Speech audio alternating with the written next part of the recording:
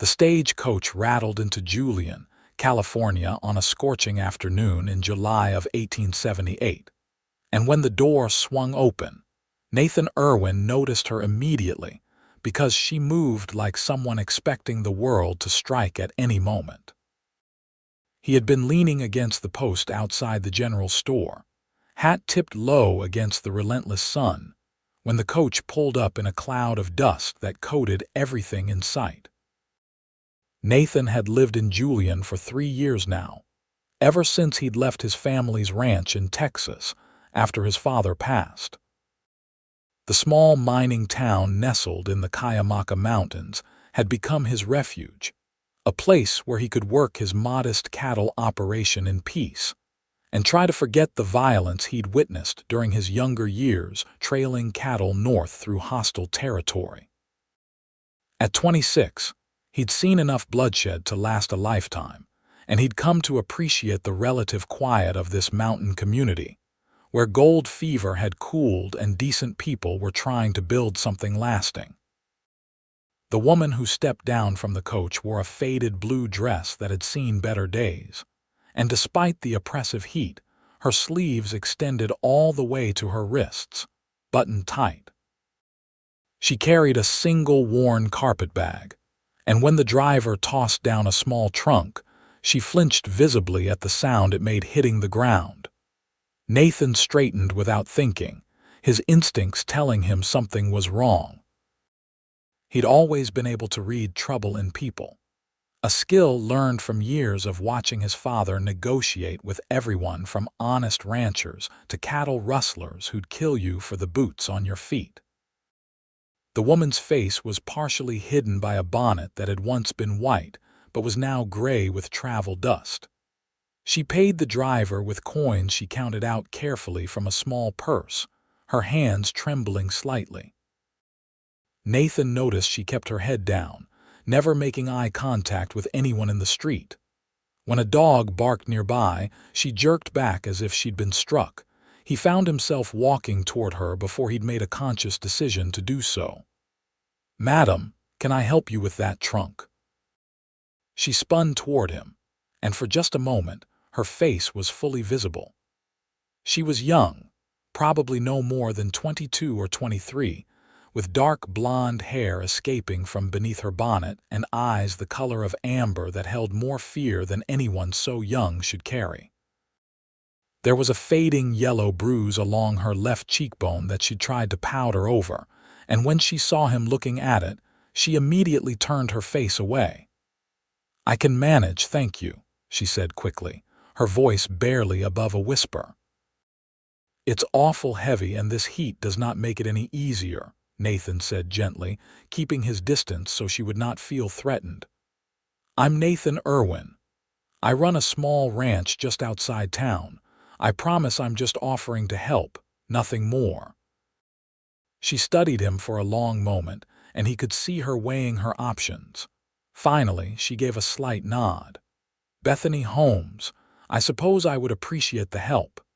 He lifted the trunk easily. It was indeed heavy, packed with what he assumed were all her worldly possessions.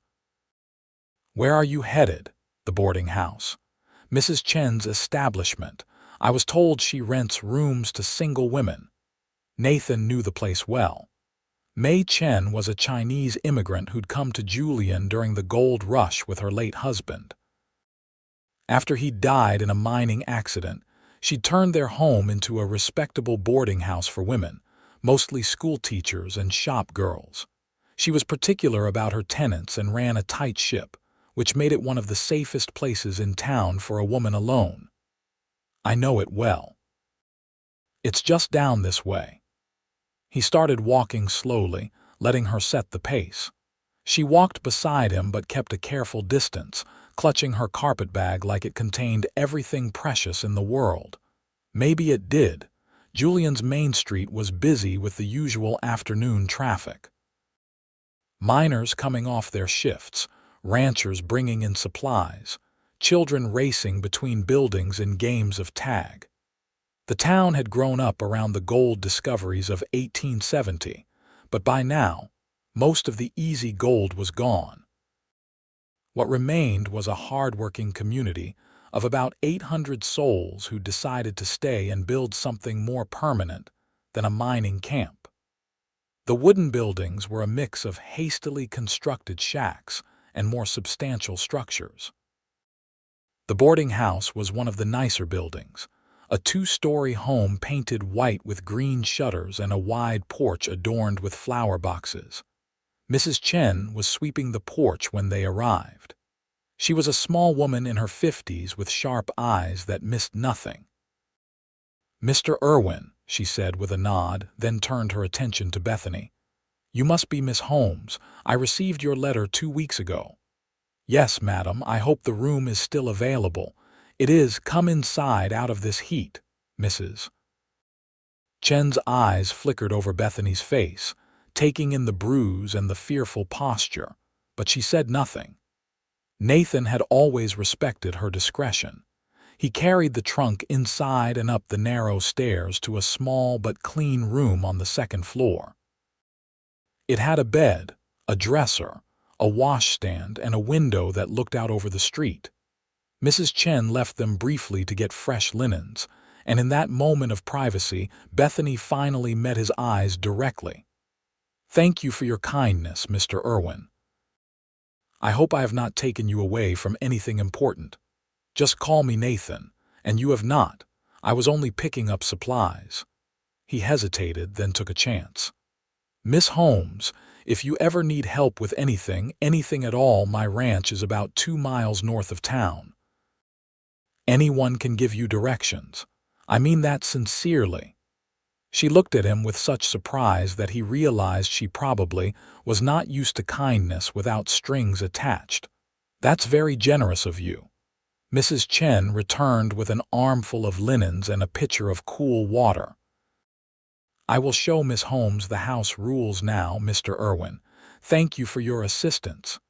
He took the dismissal for what it was and tipped his hat to both women.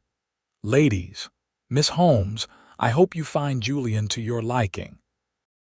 As he walked back down the stairs and out into the brutal afternoon sun, Nathan could not stop thinking about the fear in Bethany's eyes and the way she'd instinctively covered that bruise. He'd seen women fleeing bad situations before. The West was full of them, running from abusive husbands or fathers, from poverty, from pasts that haunted them. Julian was far enough off the beaten path that it made a decent hiding place, and Mrs. Chen's boarding house had sheltered more than a few women trying to start over. He finished collecting his supplies from the general store, loading flour, coffee, sugar, and other necessities into his wagon.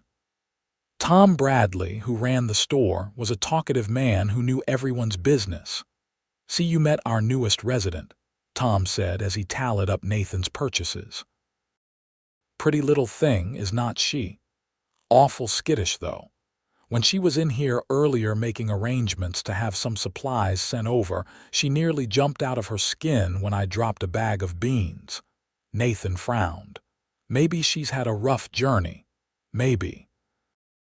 Or maybe she's running from something, or someone." Tom leaned in conspiratorially. "Her letter to Mrs. Chen came from San Francisco. Big city like that, all kinds of trouble a girl can get into. Or all kinds of trouble that can find her through no fault of her own," Nathan said sharply. He paid for his goods and left before Tom could gossip further. He'd never liked the way some people seemed to enjoy speculating about others' misfortunes. The ride back to his ranch gave him time to think. His spread was modest, just 160 acres he'd claimed and worked himself. He ran about 50 head of cattle and a few horses. It was enough to make a living, especially with the mining camps always needing beef. He'd built a small but sturdy house, a barn and some corrals. It was nothing fancy, but it was his, and he'd worked hard for every inch of it. That night, as he sat on his porch watching the sun set behind the mountains, painting the sky in shades of orange and purple, he could not get Bethany Holmes out of his mind. There was something about her that called to his protective instincts, the same instincts that had made him step between a drunk cowboy and a saloon girl back in Texas, earning him a knife scar along his ribs for his trouble. His mother had always said he had too much of his father's righteousness in him, that need to stand up for people who could not stand up for themselves. Over the next week, Nathan found excuses to visit town more often than usual. He told himself he needed extra supplies, that he wanted to check on some cattle he'd sold to the butcher, that he was interested in the new mining equipment being demonstrated at the assayer's office. The truth was, he was hoping to catch a glimpse of Bethany Holmes. He finally saw her on his fourth trip into town. She was coming out of the dress shop carrying a small package, still wearing those long sleeves despite the heat. She'd been in California long enough now that she should have realized how brutal the summer could be in the mountains. Women wore lighter fabrics, shorter sleeves when propriety allowed, but Bethany kept herself covered. "Miss Holmes," he called out, and she turned, that same flicker of fear crossing her face before recognition set in. "Mr. Irwin." "Nathan," she corrected herself, and he was pleased she remembered. "How are you settling in?" "Well enough. Mrs. Chen has been very kind. I've found work doing mending and alterations at the dress shop. Mrs. Patterson is teaching me to work her sewing machine." "That's good. Steady work is important." He fell into step beside her as she started walking back toward the boarding house. "Have you had a chance to see much of Julian?" "Not really. I've stayed close to town." She clutched her package tightly, and he noticed her knuckles were white. "There are some beautiful spots in these mountains.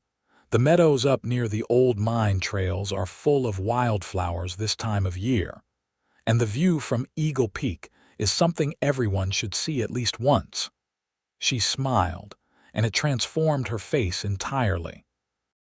For just a moment, the fear receded and he caught a glimpse of who she might be without whatever burden she carried. "That sounds lovely. I'd be happy to show you sometime. Properly chaperoned, of course. I'm sure Mrs. Chen would accompany us, or one of the other ladies from the boarding house." The smile faded.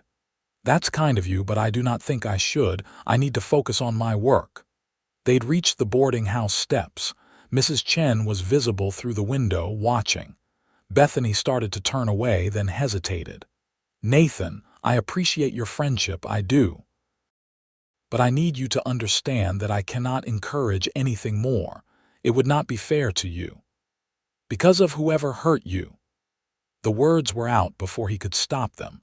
Her face went pale, and her hand instinctively went to her left arm, pressing against the fabric of her sleeve. "I do not know what you mean. I've been around enough to recognize the signs, Bethany. The way you flinch at loud noises, the way you keep yourself covered even in this heat, the bruise you had when you arrived." He kept his voice gentle, non-threatening. "I'm not asking you to tell me anything you do not want to tell me. I just want you to know that whatever happened before, you're safe here. And if the person who hurt you comes looking, there are good people in this town who will stand with you." Tears welled up in her eyes. "You do not understand. He'll find me. He always finds me. I stayed in Sacramento for 2 months and he found me. I was in Stockton for 3 weeks and he found me there too. I thought San Francisco would be big enough to disappear in, but even there I kept seeing his friends, men he'd do business with. I'm not safe anywhere." Nathan's jaw tightened. "Your husband?" "I never married him, thank God, though he told everyone I was his wife. Marcus Ashford. His family owns shipping companies up and down the coast. I worked in his household as a seamstress for his mother. He decided I belonged to him, and what Marcus wants, Marcus takes." Her voice was shaking now.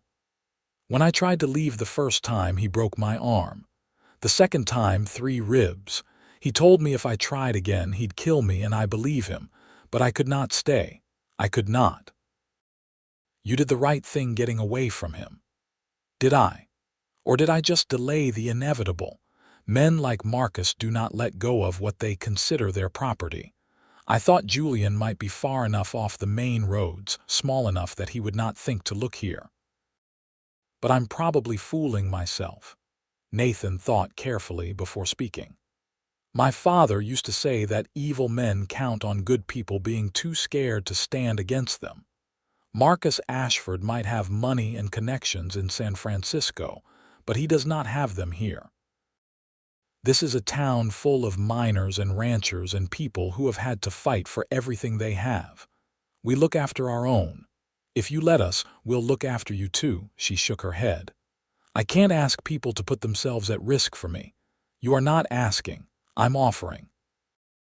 He reached out slowly, telegraphing his movement so she would not be startled, and gently took her hand.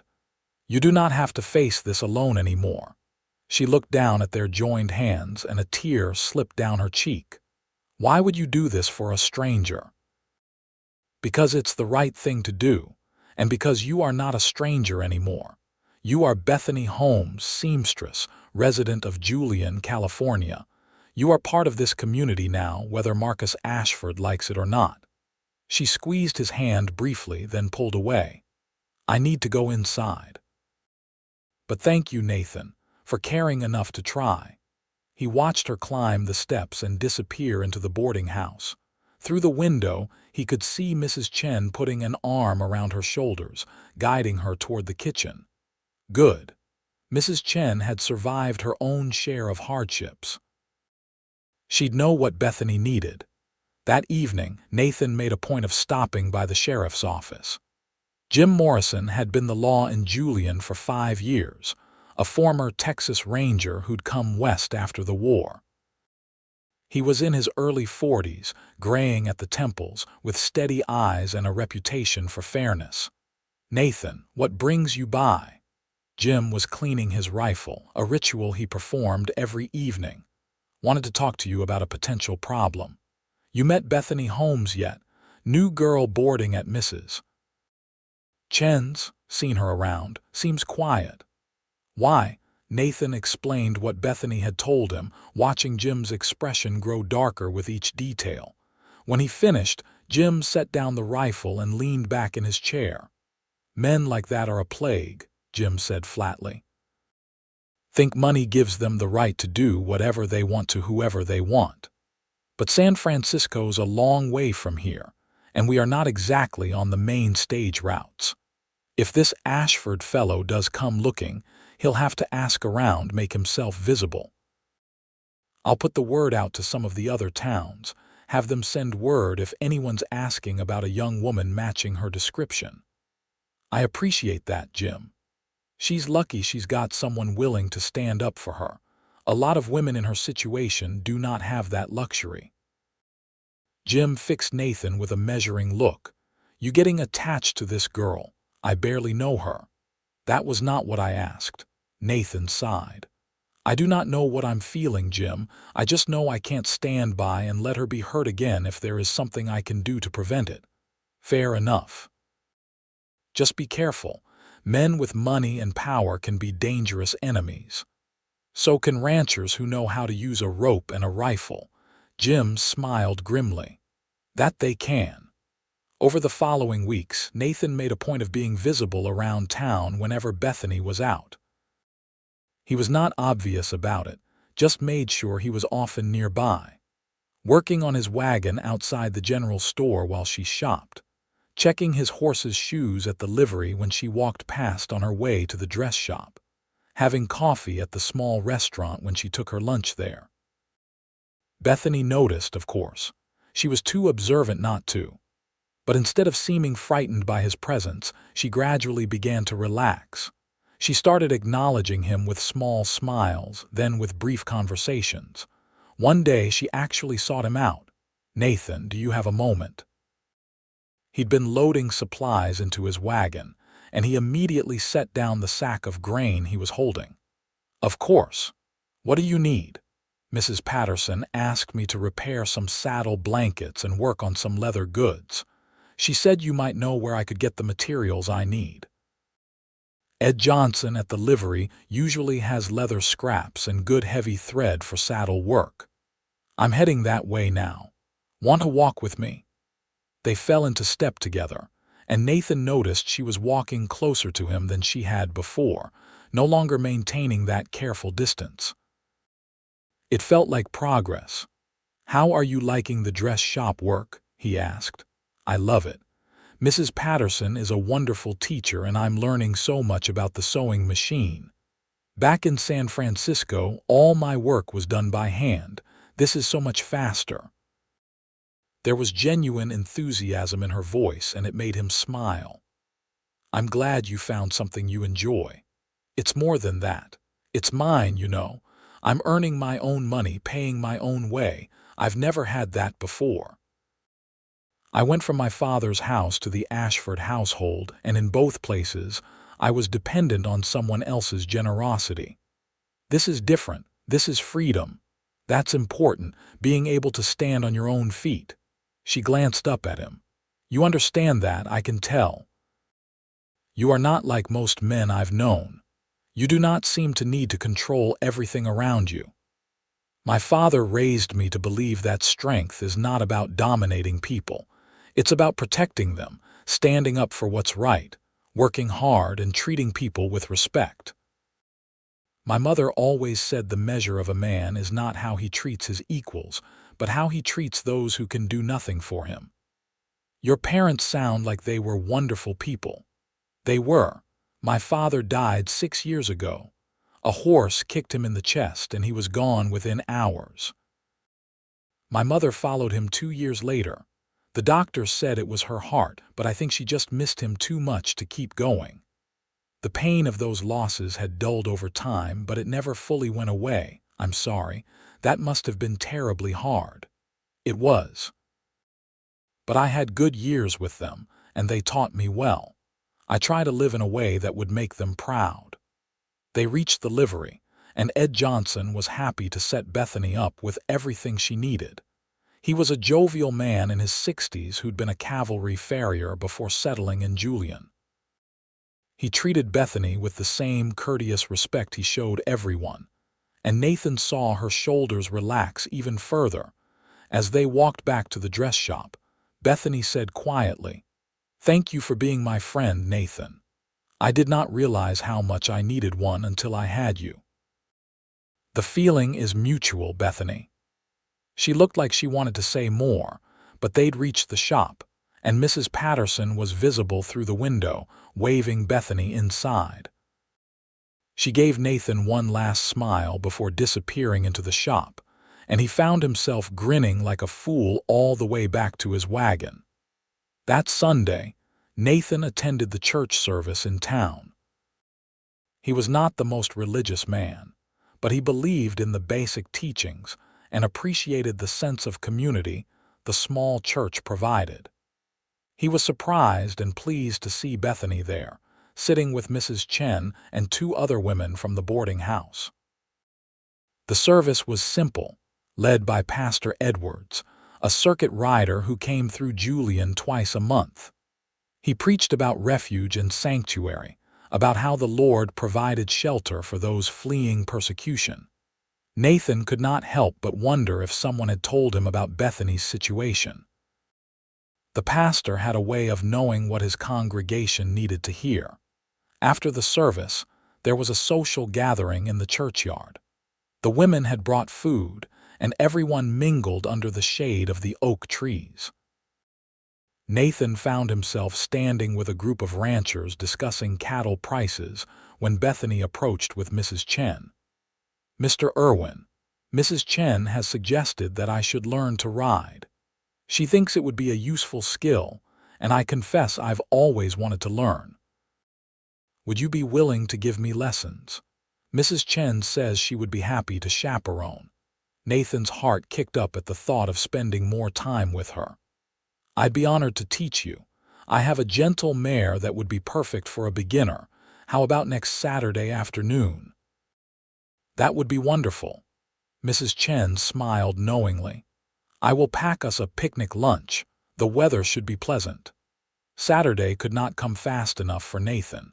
He spent the week making sure Daisy, his gentlest mare, was properly groomed and ready. He checked his tack, made sure everything was in good repair, He even cleaned himself up more than usual, washing his best shirt twice and getting a haircut from the barber in town. When Saturday arrived, it was a beautiful day. The temperature was warm but not oppressive, and a light breeze kept things comfortable. Nathan rode into town leading Daisy and brought along his own horse, a sturdy gelding named Copper. Mrs. Chen and Bethany were waiting on the boarding house porch, and Nathan's breath caught when he saw Bethany. She'd done something different with her hair, pinning it up in a way that showed off the graceful line of her neck. She was wearing a divided riding skirt that Mrs. Patterson must have made for her, and for the first time since he'd met her, her sleeves were shorter, ending just below her elbows. He tried not to stare at the fading bruises on her forearms, yellow and green marks in the shape of fingers where someone had grabbed her hard enough to leave lasting marks. If she noticed his reaction, she did not comment on it. Instead, she smiled brightly. "Is this Daisy? She's beautiful. Gentle as they come too. She'll take good care of you." Nathan helped Mrs. Chen mount Copper, the older woman sitting sidewise in a manner that was proper for ladies, then turned his attention to Bethany. Ready to learn. He started by teaching her how to approach a horse properly, letting Daisy smell her hand, showing her how to stroke the mare's neck. Bethany was a natural, her movements gentle and confident. When it came time to mount, Nathan positioned himself to help her up, his hands careful and respectful on her waist. He felt her tense for just a moment before she relaxed and let him boost her into the saddle. "How does that feel?" he asked, looking up at her. "Higher than I expected," she admitted with a nervous laugh. "But good. This feels good." He taught her how to hold the reins, how to sit properly, how to use her legs to communicate with the horse. She was an attentive student, listening carefully to every instruction. They started with just walking around the yard behind the boarding house, Nathan leading Daisy while Bethany got used to the movement. Mrs. Chen watched from Copper's back, her expression pleased. After about an hour of practice in the yard, Nathan suggested they take a short ride out of town. "There's a nice, easy trail that leads to a meadow about half a mile from here. The ground is level and Daisy knows the way. I think you are ready for it." Bethany's eyes lit up. "I'd love to try." The ride was slow and easy, Nathan walking alongside Daisy while Mrs. Chen followed on Copper. The trail wound through stands of oak and pine, and the air was full of the scent of sun-warmed earth and wild sage. Birds sang in the branches overhead, and once they spotted a deer watching them from the trees before it bounded away. The meadow when they reached it was everything Nathan had promised. Wildflowers in shades of yellow, purple, and white carpeted the ground, and butterflies danced among the blooms. A small stream burbled along one edge, providing a soothing backdrop of sound. "Oh, Nathan, it's beautiful," Bethany breathed, her face glowing with delight. He helped her dismount and they spread blankets under a large oak while Mrs. Chen unpacked the picnic lunch. There were sandwiches, fresh bread, cheese, apples, and cookies. They ate and talked, and for the first time, Nathan heard Bethany laugh freely, without that undertone of fear that had colored everything before. "Tell me about your ranch," she said, biting into an apple. "What's it like living out there all alone?" "It's peaceful, mostly. A lot of hard work, but I like working with my hands. I like watching things grow, seeing the cattle thrive, knowing I've built something with my own efforts." He leaned back against the tree trunk. "I will admit it gets lonely sometimes. I've thought about getting a dog for company. Or maybe a cat to keep the mice out of the feed. Why did not you stay in Texas with your family's ranch?" My older brother inherited the main ranch. He's got his own family now, kids running all over the place. It did not seem right to stay on as hired help on land my father had worked all his life. I wanted my own place, something that was mine. So I came west and filed a claim here, Best decision I ever made." Mrs. Chen had dozed off in the shade and Bethany lowered her voice. "Can I tell you something?" "Anything?" "This is the first time in over a year that I've felt truly happy. Not just safe, but happy. Content. Like maybe I could actually have a real life instead of just surviving day to day." She looked down at her hands. "I know it's probably foolish to let my guard down, but being here with you in this beautiful place, it's like I can finally breathe again." Nathan reached over and gently took her hand. "It's not foolish. You deserve happiness, Bethany. You deserve peace and safety and all the good things life has to offer.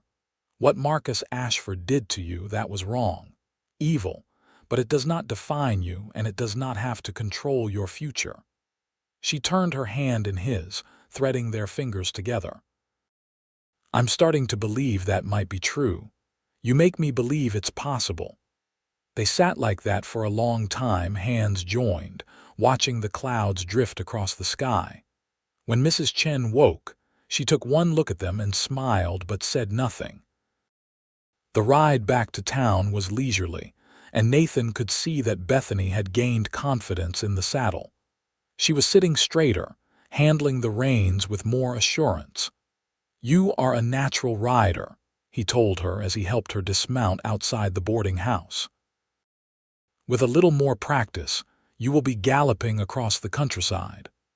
"Only if you are there to catch me when I fall," she said, and there was something in her eyes that made his heart race. "Always," he promised, and he meant it with everything in him. After that day, Nathan and Bethany saw each other regularly. He found reasons to be in town several times a week, and she always seemed to have time for a conversation, a walk, or a cup of coffee. The people of Julian quickly came to think of them as a pair, and Nathan did not mind the speculation one bit. 6 weeks after Bethany arrived in Julian, Nathan invited her to visit his ranch. Mrs. Chen came along as chaperone, though her presence was becoming more of a formality than a necessity. Everyone in town knew Nathan Irwin was a gentleman. Bethany had been practicing her riding, and she rode Daisy confidently along the 2-mile trail to Nathan's property. When the ranch came into view, she pulled up and looked around with genuine interest. "You have built all this yourself?" "Every board and nail," he said proudly. The house was small but solid, built from lumber he'd hauled from the mill in town. The barn was larger, with room for a dozen horses and storage for hay and grain. The corrals were well constructed, and the cattle grazing in the pasture looked healthy and content. He gave her a tour, showing her the vegetable garden he'd planted, the chicken coop that provided him with fresh eggs, the root cellar where he stored his supplies. She asked intelligent questions about the operation, and he could see her mind working, understanding how everything fit together. "It must be so much work for one person," she observed. "It is. I've thought about hiring help, but I have not found the right person yet. Most of the men around here are either working the mines or have their own spreads to tend." Mrs. Chen had settled herself on the porch with some mending, giving them privacy while maintaining propriety. Nathan and Bethany walked down to the stream that ran through his property, sitting on a fallen log and watching the water flow past. "I could be happy in a place like this," Bethany said softly. "It's so far from everything, so peaceful. You cannot hear anything but the wind and the birds and the water. That's what I love about it. After growing up on a busy ranch with cowhands coming and going, after trailing cattle through hostile territory with gunfire and stampedes, this quiet feels like heaven." She looked at him intently. "You have seen violence too. That's why you understand." "I have. Not the same kind you have experienced, but I have seen what men can do when they let their worst impulses take control. I've seen good men die for no reason other than being in the wrong place at the wrong time. It changed me, made me value peace more than most people do." You think people can really change? Can someone who has been hurt learn to trust again? Can someone who has lived in fear learn to feel safe? I think people are stronger than they know. I think healing is possible if you have the right people around you and the courage to let yourself try. He turned to face her fully. Bethany, I know we have not known each other very long, but I need you to know something. I care about you, more than I probably should at this point. You make me want to be better than I am. You make me think about a future that includes more than just me and my cattle and this land. Her eyes filled with tears, but they were not tears of sadness. I care about you too, Nathan. So much it scares me. I did not think I could feel this way about anyone, not after everything that happened. Marcus made me believe I was broken, that no decent man would ever want me. But when I am with you, I do not feel broken. I feel whole. I feel like myself again, only better. You were never broken, Bethany. Hurt, yes. Scared, absolutely. But never broken. You are the strongest person I have ever met. It takes incredible courage to walk away from a situation like the one you were in, to start over with nothing in a place where you do not know anyone. That's not weakness. That's strength. She leaned into him, and he put his arm around her shoulders, holding her gently while she cried. These were healing tears, he realized, the kind that washed away old pain and made room for new hope. He held her until the tears subsided, then offered her his handkerchief. I'm sorry, she said, wiping her eyes. I did not mean to fall apart on you. Do not apologize. You are allowed to feel whatever you feel. That's what healing looks like. They walked back to the house hand in hand, and when Mrs. Chen saw their faces, she smiled knowingly. Perhaps we should head back to town soon. It will be dark in a few hours. The ride back was quiet but comfortable. Nathan felt like something fundamental had shifted between him and Bethany, like they had crossed some invisible line into territory that was deeper and more meaningful than simple friendship. When they reached the boarding house, he helped her dismount and held her hand a moment longer than necessary. "Can I see you tomorrow?" he asked. "I would like that very much." He was about to mount Copper when Tom Bradley came running up the street, his face flushed with exertion. "Nathan, Sheriff Morrison needs you at the office. Now," he said, "it's urgent." Nathan's stomach dropped. He looked at Bethany and saw his own fear reflected in her eyes. "Go inside with Mrs. Chen," he told her. "I will come back as soon as I can." He jogged to the sheriff's office with Tom, leaving the horses with Mrs. Chen. Jim Morrison was at his desk, and his expression was grim. "We have got a problem. Got a telegram from the sheriff in San Diego. Fellow down there has been asking around about a young woman, dark blonde hair, pretty, probably traveling alone. Says she stole from him and he wants her brought to justice. He is offering a $500 reward for information leading to her capture." Nathan felt rage boiling up inside him. "It's Ashford. It has to be." "That's what I am thinking. The description matches Miss Holmes too closely to be coincidence. He's smart, coming at it from an angle that makes her look like a criminal rather than a victim. A lot of people would turn her in for that kind of money, especially people who do not know her. What do we do?" "Well, first thing is, this is not an official wanted poster. It's just a private inquiry. I have no legal obligation to respond to it or to help him find her. Second thing is, I have already sent word to some friends of mine in San Diego and San Francisco, asking them to look into Marcus Ashford's reputation. If he is who Miss Holmes says he is, there might be other women who can testify to his character. That kind of information could be useful if he shows up here making accusations. Do you think he will come here himself? Hard to say. Men like that often hire other people to do their dirty work, but if he is obsessed enough, he might come personally. Either way, we need to be ready." Jim leaned forward. "Nathan, you need to prepare Miss Holmes. She deserves to know that he's actively looking for her. Nathan did not want to be the one to destroy the peace she'd found, but Jim was right. She needed to know. He made his way back to the boarding house with heavy steps. Mrs. Chen let him in, and one look at his face told her everything. "I will get her," she said quietly. Bethany came downstairs, and the moment she saw Nathan's expression, her face went pale.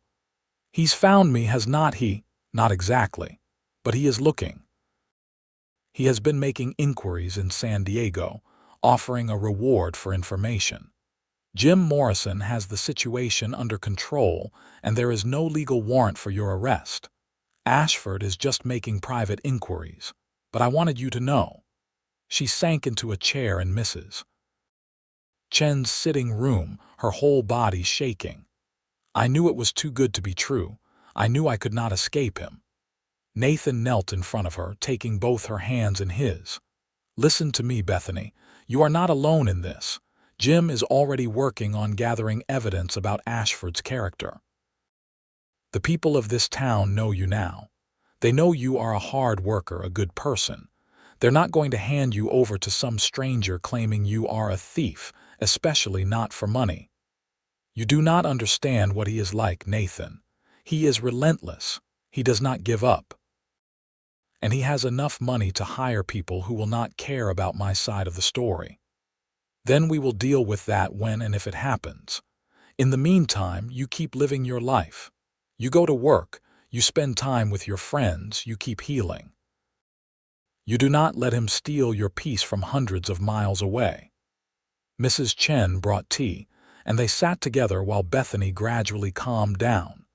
Nathan hated seeing her like this, all the progress she'd made seemingly erased by this news. But as the evening wore on, he saw her spine straighten, saw determination replace fear in her eyes. "You are right," she said finally. "I cannot let him control me anymore, even from a distance. I've built something here. I have friends, work I love, a life that's mine. I'm not going to throw that away just because he is asking questions in San Diego." "That's my girl," Nathan said, then blushed at his presumption. But Bethany smiled. "Am I your girl? I'd like you to be, if you want that too. I do, I really do. But Nathan, you need to understand what you are signing up for. Being with me means potentially putting yourself in danger. Marcus will not just let me go. If he finds me, he will try to hurt anyone who has helped me. I cannot ask you to take that risk." "You are not asking. I am choosing. And I choose you, Bethany Holmes. Whatever comes, we will face it together." She stood and moved into his arms, and he held her close, feeling her heart beating against his chest. They stayed like that for a long time, drawing strength from each other. Mrs. Chen discreetly left them alone, understanding that they needed this moment. The next few weeks were tense. Every stranger who came to town was scrutinized. Every unfamiliar horse raised suspicions. Sheriff Morrison kept his ear to the ground, and the townspeople, having been quietly informed of the situation, kept watch. Julian was a tight-knit community, and they protected their own. Nathan spent as much time with Bethany as possible. He taught her to shoot, reasoning that she should be able to defend herself if necessary. She proved to be a decent shot with a rifle, though she hated the noise. They continued their riding lessons, and she became confident enough to ride alone, though she never went far from town without him. One evening in late August, Nathan took her back to the meadow where they'd had their first picnic. This time, they went alone. Bethany's reputation was solid enough now that Mrs. Chen's constant chaperoning was no longer necessary, though Nathan was always careful to have her back in town before dark. They sat on a blanket watching the sunset, and Nathan finally worked up the courage to say what had been on his heart for weeks. "Bethany, I know the timing is not ideal, and I know we are still learning about each other, but I need to tell you how I feel. I love you. I have loved you since the day you stepped off that stagecoach, scared and hurting, but still brave enough to face an unknown future. You are the strongest, kindest, most beautiful person I have ever known, and I cannot imagine my life without you in it." She turned to him with tears streaming down her face. "I love you too, Nathan. I have been so afraid to say it, afraid that if I admitted how much you mean to me, something would happen to take you away. But I cannot keep it inside anymore. I love you with everything I am." He kissed her then, gently at first, then with all the passion and tenderness he'd been holding back. She responded with equal fervor, her arms going around his neck, her fingers threading through his hair. When they finally broke apart, both were breathless.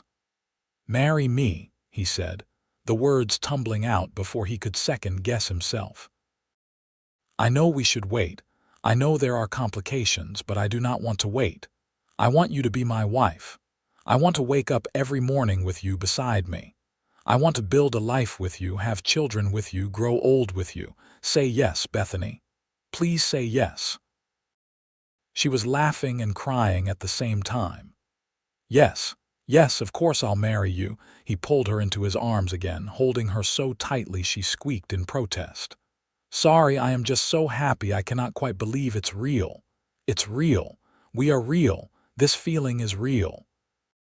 They stayed in the meadow until the stars came out, making plans and dreaming about their future. They would get married as soon as Pastor Edwards returned to town. They would live on the ranch, and Bethany would continue her sewing work from home. They would build a bigger house eventually, with room for the children they both wanted. They would make Julian their permanent home, putting down roots in this mountain community that had welcomed them both. When Nathan finally brought her back to town, they went straight to Mrs. Chen to share the news. The older woman hugged them both, her eyes misty with happy tears. "I knew from the first day," she said. "I saw how he looked at you, Bethany, and how you looked at him, like two people who had been searching for each other without knowing it." The news spread through Julian like wildfire. The next day, nearly everyone in town stopped by the dress shop to congratulate Bethany or found reasons to visit Nathan's ranch to shake his hand and wish him well. Tom Bradley at the general store insisted on giving them a set of dishes as an engagement present. Ed Johnson at the livery said Daisy was officially Bethany's horse now, a wedding gift. Mrs. Patterson gave Bethany the fabric for a wedding dress and said she could use the shop's sewing machine to make it. The wedding was planned for the second Saturday in September, when Pastor Edwards would be back in Julian. It gave them 3 weeks to prepare, and those weeks flew by in a blur of activity. Nathan worked on expanding his house, adding a second bedroom and a larger kitchen. Bethany sewed her wedding dress, a simple but elegant creation in cream-colored silk that Mrs. Patterson had been saving for a special occasion. Sheriff Morrison received a response from his contacts in San Francisco. Marcus Ashford had a reputation, and it was not a good one. 3 other women had come forward with stories similar to Bethany's. One had filed charges, but Ashford's family lawyers had made the case disappear. The information was useful, but it also made it clear how dangerous the man was. 2 days before the wedding, a stranger rode into Julian. He was a well-dressed man on an expensive horse, and he went straight to the sheriff's office. Nathan was in town when he saw the man arrive, and something about him set off alarm bells. He followed the stranger at a distance, and was standing outside the sheriff's office when raised voices erupted inside. Nathan pushed through the door to find the stranger waving a piece of paper in Jim Morrison's face. "I have every right to question anyone in this town. I am acting as an agent for Marcus Ashford, and I have reason to believe the woman I seek is here." "You have reason to believe wrong," Jim said calmly. "I know everyone in this town, and there is no one matching your description." I heard someone at the livery mention a woman named Bethany, new to town. I want to see her. Do you have a warrant? I do not need a warrant. Miss Holmes is not under arrest. Mr. Ashford simply wants to recover his property that she stole and speak with her about returning to San Francisco. If she is not under arrest, then she is free to refuse to speak with you. And I am not in the habit of giving strangers information about women living in my town, especially when those strangers are working for men with reputations like Marcus Ashford's. The stranger's eyes narrowed. You have been checking up on Mr. Ashford. It's my job to know who is making inquiries about my residence. And what I learned about Marcus Ashford tells me he is not someone I want anywhere near any woman in my town. So here is what is going to happen. You are going to get on your horse and ride back to wherever you came from. You are going to tell Mr. Ashford that you found no trace of Miss Holmes in Julian, and you are going to forget you were ever here. You cannot threaten me. That was not a threat. It was a suggestion. If you choose to ignore my suggestion and continue making a nuisance of yourself, then I will have to arrest you for disturbing the peace. And I should mention that the cells in my jail are not particularly comfortable. We have had a bit of a rat problem lately. Nathan stepped forward. There is also the matter of how accidents can happen on the trail between here and San Diego. These mountains can be dangerous for people who do not know them well. Easy to get lost. Easy to run into trouble. The stranger looked between them, clearly calculating his options. He was one man alone in an unfamiliar town, facing a sheriff and a community that had already made its position clear. Mr. Ashford will hear about this. You tell Mr. Ashford whatever you want, but if he comes to Julian personally, he will receive the same message. Bethany Holmes is under the protection of this town. Anyone who tries to harm her will answer to all of us. The stranger left, but Nathan knew this was not over. He will report back to Ashford. We probably have a few weeks before anything else happens, but it's coming. Jim nodded grimly. I will send out some wires, call in a few favors. If Ashford heads this way, we will have warning. Nathan went straight to the boarding house to tell Bethany what had happened. She took the news with remarkable composure, though he could see the fear in her eyes. Maybe we should postpone the wedding, she said. It does not seem right to celebrate when all this is hanging over us. Absolutely not. We are getting married exactly as planned. If anything, this makes it more important. Once you are my wife, you will have even more legal protection. Ashford cannot just drag you away from your husband, and I want the world to know you are mine and I am yours, that we are bound together in every way that matters. She hugged him tightly. I am so lucky to have you. I am the lucky one, Bethany. Never doubt that. The day of the wedding dawned clear and beautiful. The ceremony was held in the small church, and it seemed like everyone in Julian crowded inside to witness it. Bethany looked radiant in her cream silk dress, her hair adorned with wildflowers that Mrs. Chen had helped her weave into a crown. Nathan wore his best suit, his boots polished to a shine, his hair neatly trimmed. Pastor Edwards performed the ceremony, his voice warm and full of joy. When it came time for the vows, Nathan spoke from his heart. Bethany, I promise to love you, protect you, and stand by your side through whatever comes. I promise to be your partner, your friend, your safe place in this world. I promise to work every day to be worthy of the gift you have given me by becoming my wife. Bethany's voice was steady despite her tears. Nathan, I promise to love you with everything I am. I promise to be brave when you need me to be brave, to be strong when you need me to be strong, and to always believe in us, no matter what challenges we face. You have given me back my life, and I promise to spend every day of that life making you happy. When Pastor Edwards pronounced them husband and wife, the church erupted in applause. Nathan kissed his bride thoroughly, earning whoops and hollers from the assembled crowd. They walked out of the church hand in hand, pelted with rice and flower petals, grinning like fools. The reception was held in the meadow where Nathan had proposed, and half the town came along. There was food, music, and dancing. Nathan waltzed his wife around the meadow while a fiddler played, her dress swirling around them, both of them laughing with pure joy. For those few hours, the shadow of Marcus Ashford seemed very far away. As the sun began to set and the celebration wound down, Nathan and Bethany said their goodbyes and rode back to the ranch together. Their ranch now. Their home. Nathan carried her over the threshold, both of them laughing at the tradition, and set her down gently in the front room. He'd spent the last few days cleaning and decorating, putting wildflowers in vases, making sure everything was perfect for her arrival. "Welcome home, Mrs. Irwin," he said softly. "I like the sound of that," she replied, reaching up to cup his face in her hands. "Mrs. Bethany Irwin. It's like a new life, a new beginning." That night, they came together with tenderness and passion, sealing their commitment to each other in the most intimate way.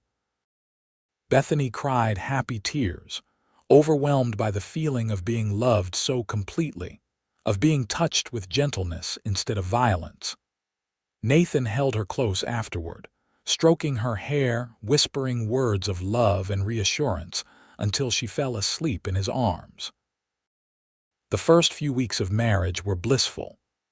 Bethany threw herself into making the house a true home, sewing curtains, arranging their few pieces of furniture to maximize the small space, planning the larger house they would build someday. She set up a corner of the main room as her sewing area, and work from Mrs. Patterson's shop kept her busy. Nathan taught her about ranch work, and she proved surprisingly capable with the cattle and horses. They worked side by side during the day and fell into each other's arms at night, learning each other's bodies and hearts in equal measure. But the specter of Marcus Ashford was never far from their minds. Sheriff Morrison kept them updated on the inquiries he was making. Ashford had not been seen personally, but he had clearly hired multiple people to search for Bethany. There had been inquiries in every town within 100 miles of San Diego. In late October, Jim rode out to the ranch with news. "Got word from San Diego. Ashford himself left the city 3 days ago, heading north. My contact thinks he is coming this way." Nathan felt Bethany go rigid beside him. "How long do we have?" "Maybe a week, maybe less. He is not trying to hide his movements. I think he wants word of his coming to reach us to scare her." "What do we do?" Bethany asked, her voice small. "We prepare," Nathan said firmly. "Jim, can you deputize some men? I want people watching the roads into town." "Already done. Tom Bradley, Ed Johnson, and 6 others are ready to back us up if it comes to trouble." "And I sent word to the marshal in San Diego, letting him know about Ashford's history and why we might need assistance. If he tries anything violent, we have got legal grounds to arrest him." "Thank you, Jim, for everything." After the sheriff left, Nathan held Bethany while she cried. "I knew this day would come. I knew he would not give up." "He will not take you, Bethany. I swear on my life he will not take you. I could leave. I could go north to Oregon or Washington. He cannot chase me forever. You are not leaving. You are my wife, and your place is here with me. We are going to face this together, just like we promised." 5 days later, Marcus Ashford rode into Julian with 4 hired men. He was a handsome man in his early 30s, well-dressed and well-spoken, with the kind of easy confidence that came from a lifetime of privilege. He went straight to the sheriff's office, where Jim Morrison was waiting. Nathan was there too, having been alerted by one of the lookouts. He stood against the wall, arms crossed, watching Ashford with barely contained fury. "Sheriff, my name is Marcus Ashford. I'm looking for a woman named Bethany Holmes. I have reason to believe she is in Julian." "What's your business with Miss Holmes?" Jim asked neutrally. "She was in my employ in San Francisco. She stole a valuable piece of jewelry from my mother and fled. I simply want to recover my property and speak with her about returning the item." "That is a lie," Nathan said flatly. "Bethany never stole anything in her life." Ashford turned to look at him, and something ugly flickered in his eyes. "And you are, Nathan Irwin, Bethany's husband." The change in Ashford's expression was immediate and shocking. Pure rage twisted his handsome features into something monstrous. "Her husband. She is not free to marry. She belongs to me." "She never belonged to you. And she is my wife, legally married by a minister, recorded in the county records. She is Bethany Irwin now, not Bethany Holmes, and she has every right to be here." Ashford took a step forward, his hands clenched into fists. "She is a thief and a liar. I want to see her, and I want my mother's necklace returned." "Do you have proof of this theft?" Jim asked. "A police report." "A warrant for her arrest." "I have my word as a gentleman." "Your word does not carry much weight in Julian, Mr. Ashford. I've made some inquiries about you. Seems you have a history of making accusations against young women who try to leave your employ. Seems at least 3 other women have complained to the San Francisco police about your violent behavior toward them." Ashford's jaw tightened. "Those women were lying. All of them. That seems unlikely." Jim leaned back in his chair. "Here is the situation, Mr. Ashford. Bethany Irwin is a respected member of this community. She is married to one of our most upstanding citizens. She has committed no crime in Julian, and I have seen no evidence that she committed any crime in San Francisco. You have no warrant, no legal standing to make demands. So I am going to have to ask you to leave town. I am not leaving without her. Then you will be leaving in handcuffs, because if you try to approach Mrs. Irwin, I will arrest you for harassment, and if you try anything violent, I will arrest you for assault. Your choice." Ashford looked between them, and Nathan could see him calculating, trying to figure out if his money and connections would work here the way they did in San Francisco. Apparently deciding they would not, he changed tactics. "Perhaps we can come to an arrangement. I am willing to pay handsomely for information about Bethany's whereabouts, say $1,000. "We do not sell out our neighbors here," Nathan said coldly. "Not for any amount of money. Everyone has a price. Not everyone, and certainly no one in this town." "You are wasting your time, Ashford. Bethany is not going anywhere with you today or ever. You need to accept that and move on with your life." "I will not accept it. She humiliated me, running away like that. I am not a man who tolerates humiliation." "What you are is a man who beats women and calls it love," Nathan said, his voice low and dangerous. "What you are is a coward who uses his money and power to hurt people weaker than himself. What you are is a criminal who has somehow avoided consequences for his actions." "But your luck has run out, Ashford. You are in my town now, surrounded by people who know exactly what you are, and we will not let you hurt Bethany again." For a moment, Nathan thought Ashford might actually throw a punch. The man's whole body was trembling with rage, his face flushed dark red. But then he mastered himself, smoothing his expression back into a cold mask. "This is not over," he said quietly. "I always get what I want eventually. If I cannot have her, then I will ruin her. I will tell everyone in San Diego and San Francisco that she is a thief and a whore. I will make sure no respectable person will have anything to do with her. I will destroy her reputation so thoroughly that she will beg to come back to me." "You do that," Jim said, "but it will not matter here. Her reputation in Julian is spotless, and that's all that matters to us. Now get out of my office before I forget I am supposed to be impartial and throw you in a cell." Ashford left, his hired men trailing behind him, But Nathan knew this was not the end. Men like Ashford did not give up that easily. He rode hard back to the ranch, needing to see Bethany, needing to reassure himself that she was safe. He found her in the barn feeding the chickens, and when she saw his face she dropped the bucket. "He is here, is not he?" Jim sent him away. "But Bethany, you need to be careful. Do not go anywhere alone. Keep the rifle close. I am going to have one of the hands from the neighboring ranch come stay in the barn for a while, just to keep an extra set of eyes on the place." She nodded, her face pale but determined. "I will not let him destroy what we have built, Nathan. I will not give him that power over me." That night they barely slept. Nathan kept his rifle propped next to the bed, and every sound outside made him tense.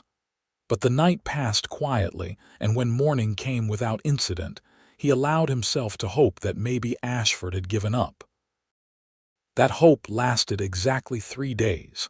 Nathan had ridden into town for supplies, leaving Bethany at the ranch with Tom Bradley's nephew, a strong young man of 19 named Jake who'd agreed to help out for a while.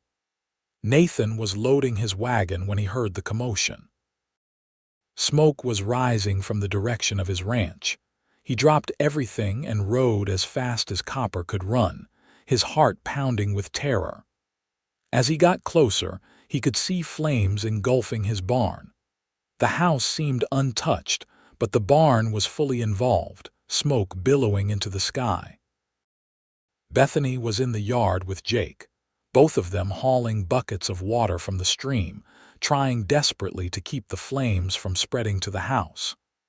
Nathan joined them immediately, and soon others from neighboring ranches arrived, everyone working together to fight the fire. It took 4 hours to get the fire under control, and by then the barn was a total loss. Miraculously, they'd managed to save the house and all the animals. Daisy and Copper and the other horses had been in the pasture. The cattle were fine. But the barn, Nathan's tack, his stored hay, his tools, everything in that building was gone. Sheriff Morrison arrived as the sun was setting, surveying the damage with a grim expression. "Ashford has to be," Nathan said, his voice hoarse from smoke. "I did not see anyone, but who else would do this? He left town yesterday. Said he was heading back to San Francisco, but he could have circled back or hired someone to do it for him." Jim kicked at a piece of charred wood. "Problem is, I cannot prove anything. No witnesses, no evidence tying him to the fire." Bethany was sitting on the porch steps, her face streaked with soot and tears. Nathan went to her, pulling her into his arms. "I am so sorry," she whispered. "This is all my fault. Everything you worked for destroyed because of me." "This is not your fault. This is Ashford's fault. He is the one who did this, not you. And buildings can be rebuilt, Bethany. You cannot be replaced. As long as you are safe, nothing else matters." But the fire was just the beginning. Over the next 2 weeks, Nathan's cattle were scattered twice, requiring days of work to round them up. His water source was poisoned with salt, killing several head before he figured out what was happening and found a new source. His fences were cut in multiple places. Someone took shots at him twice while he was working on his property, bullets coming from far enough away that he could not identify the shooter. Bethany was terrified to leave the house. Nathan hired 3 more men to guard the property in shifts, but the constant vigilance was exhausting and expensive. Their peaceful life had become a siege, and Nathan could see the toll it was taking on his wife. She'd lost weight, dark circles had appeared under her eyes, and the joy that had lit her face when they married had been replaced by constant fear. Sheriff Morrison did what he could, but without proof, his hands were tied. Ashford was back in San Francisco. Multiple witnesses could attest to that. If he was behind the attacks, he was using hired men, and none of them had been caught in the act. One night, Nathan found Bethany sitting at the kitchen table with a piece of paper and a pen, tears streaming down her face. "What are you doing?" Writing him a letter. "Telling him I will come back to San Francisco if he will leave you alone. I cannot watch him destroy your life piece by piece, Nathan. I cannot bear it." Nathan took the letter and tore it into pieces. "You are not going anywhere. We are not giving up. He is going to keep coming after us until one of us is dead. You know that, don't you? This will not stop until he wins or until someone dies. Then we need to find a way to stop him permanently." Jim Morrison arrived the next morning with an idea.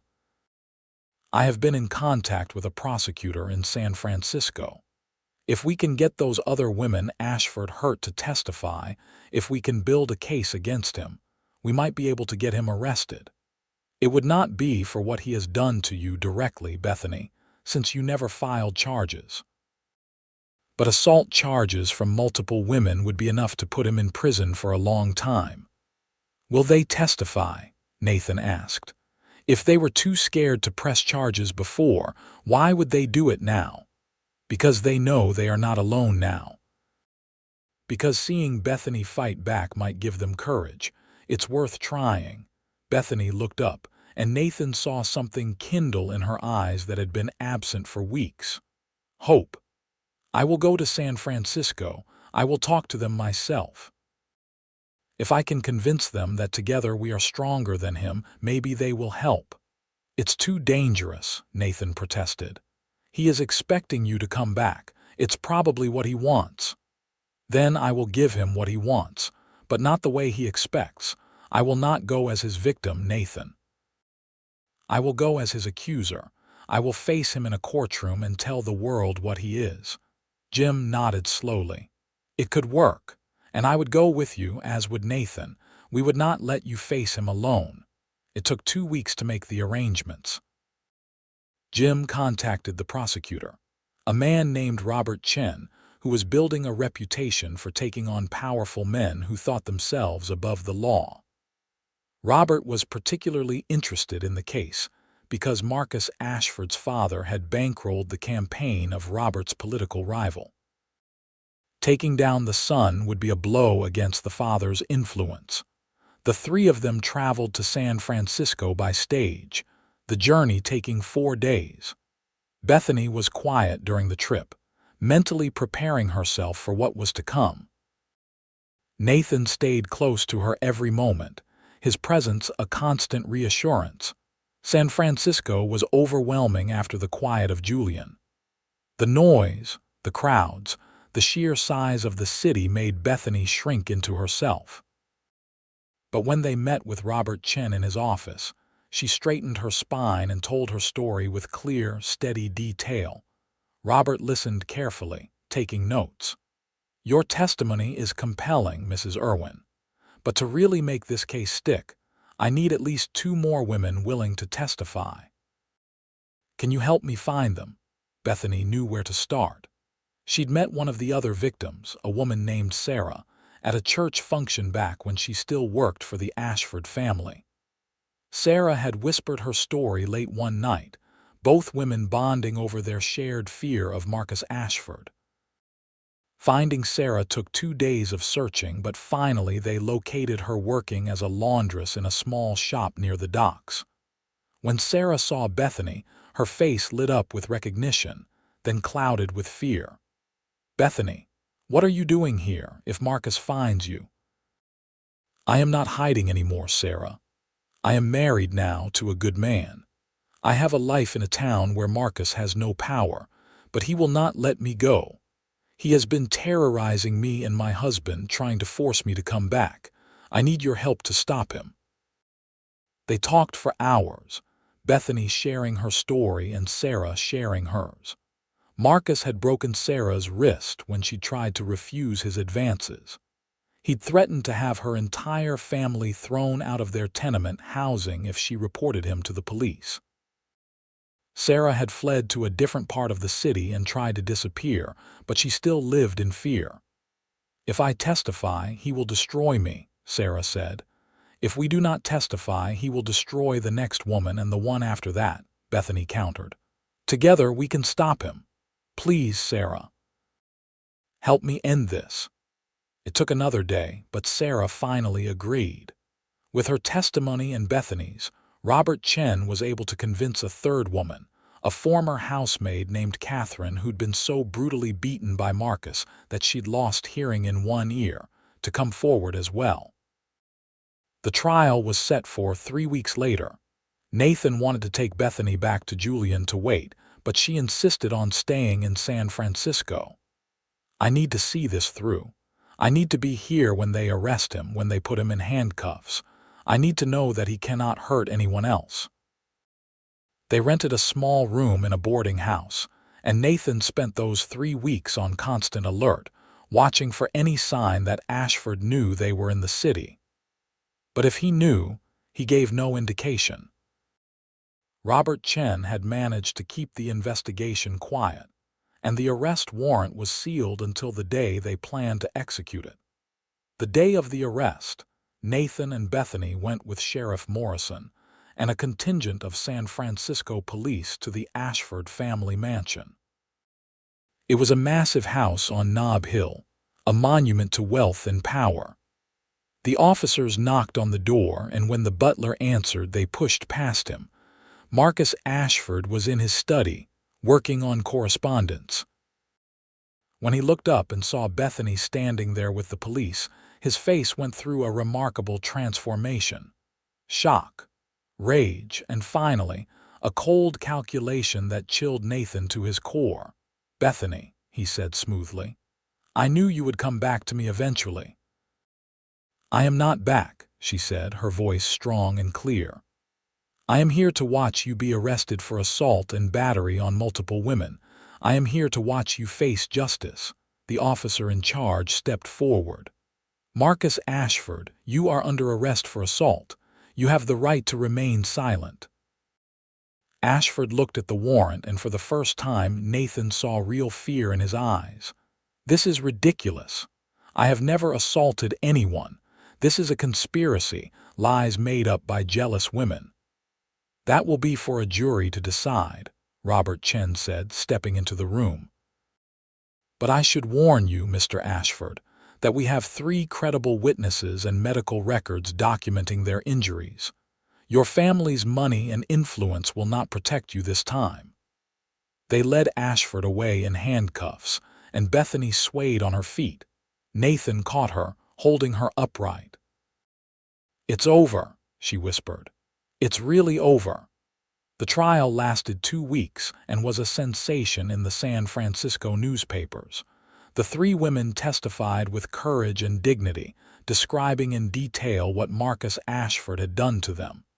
Bethany's testimony was particularly powerful.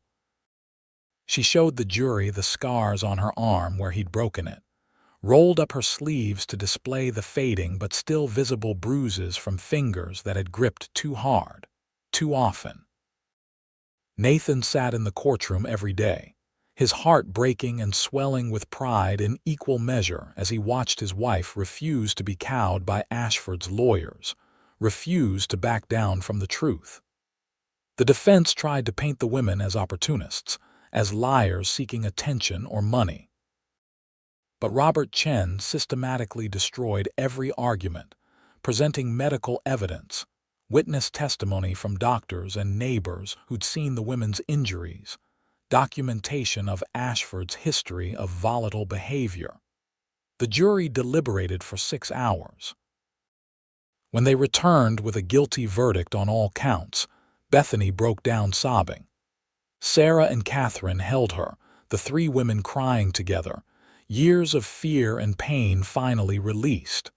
Marcus Ashford was sentenced to 10 years in prison. His family disowned him immediately, eager to distance themselves from the scandal.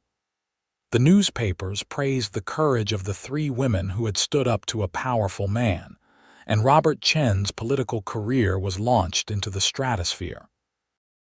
For Nathan and Bethany, it was the end of a nightmare and the beginning of their real life together. They returned to Julian as heroes.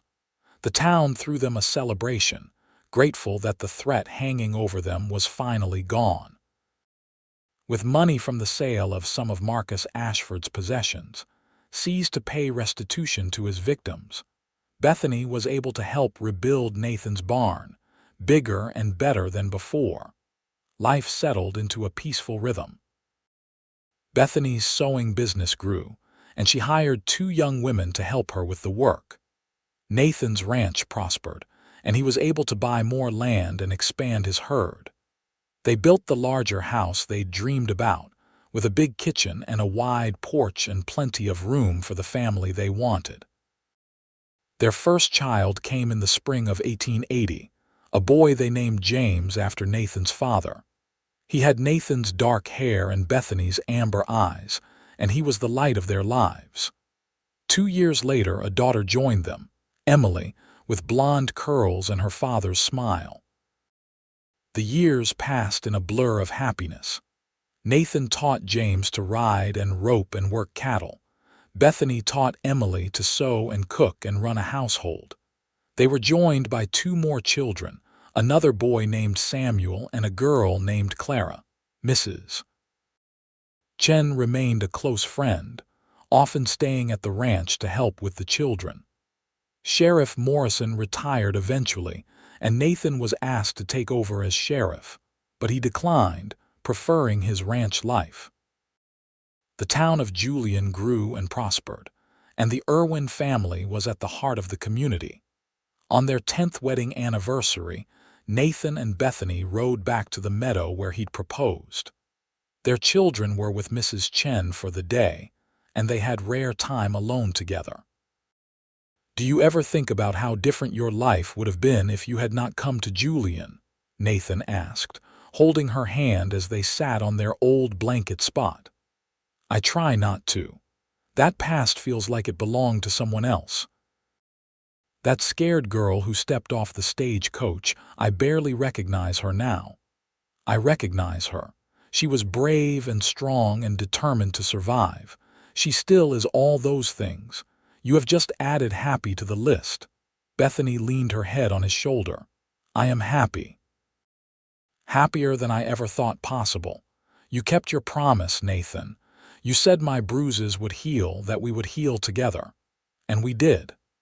"We did," he agreed, kissing the top of her head. "And we will keep healing, keep growing, keep building this life together. That's my promise to you, for today and for all the years to come." As the sun set over the mountains, painting the sky in brilliant shades of gold and pink, they sat together in comfortable silence. 2 people who had found each other at exactly the right moment, who had fought for their love and their life together, and who had built something beautiful and lasting in the wild, wonderful landscape of Julian, California. The story of the cowboy who promised healing and the woman who arrived with bruises hidden under her sleeves became a legend in Julian, passed down through generations. But for Nathan and Bethany Irwin, it was simply their truth, their love story, the foundation of a life filled with joy, purpose, and the deep satisfaction of having overcome darkness to find the light together. Their ranch remained in the family for generations, each new Irwin adding their own chapter to the story. But the original story of Nathan and Bethany, of courage and love, and the promise that broken things can be made whole again, that story never lost its power. It reminded people that even in the wildest, hardest places, love could take root and flourish. It reminded them that sometimes the most important thing you could do was stand up for someone who could not stand up for themselves. And it reminded them that healing, true healing, was not something you did alone. It was something you did together, one day at a time, one choice at a time, until the bruises faded and all that remained was the love. Years later, when Nathan and Bethany were in their 70s, sitting on the porch of the big house they'd built together, watching their grandchildren play in the yard, Bethany would take Nathan's weathered hand in hers and say, "Thank you for keeping your promise." And Nathan, his hair silver but his eyes still sharp and full of love, would always reply, "Thank you for letting me. Thank you for trusting me enough to heal together." It was the truest thing either of them ever said, a testament to a love that had survived violence and fear and doubt to become something unbreakable, something eternal, something that proved that even in the Wild West, even in the hardest circumstances, love could conquer all. And they lived happily ever after, in every sense that mattered, until the end of their days.